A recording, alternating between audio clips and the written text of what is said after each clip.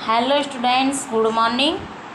आज अपने हिंदी का लेसन नंबर 3 लिंकन का पुस्तक प्रेम।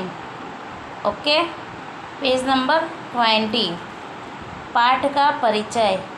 अब्राहम लिंकन का बचपन काफ़ी संघर्षमय था, किंतु उनके दृढ़ संकल्प, दृढ़ निश्चय, कठोर श्रम और उदार विचारों ने उनके जीवन को सफल एवं अनुकरणीय बना दिया। सोचिए, क्या आप में वह आत्मविश्वास है जो एक साधारण मनुष्य को असाधारण बना देता है। ओके, जीवन मूल्य। जीवन में क्या मूल्य है? प्रेम, कठिन परिश्रम, सच्ची प्रतिष्ठा, दृढ़ संकल्प, ईमानदारी, मानवता, दूसरों की वस्तु संभालकर रखने की सीख। ओके, बहुत पहले की बात है। इंडियाना, अमेरिका में एक गांव में टाइम लिंकन नाम का एक गरीब मजदूर रहता था।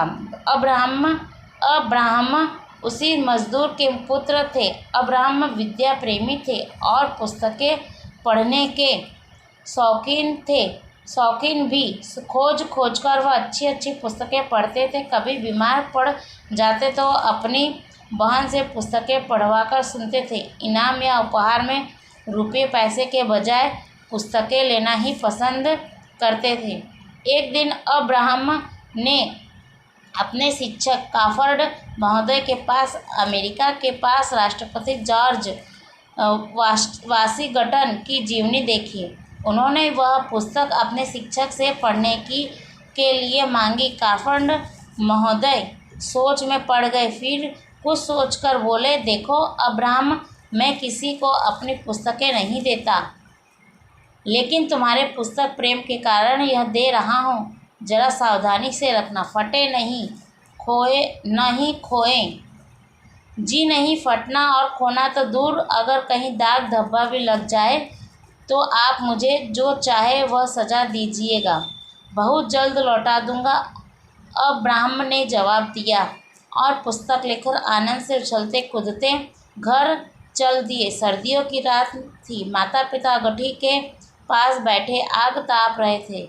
अब्राहम भी उन्हीं के पास बैठकर पढ़ने लगे।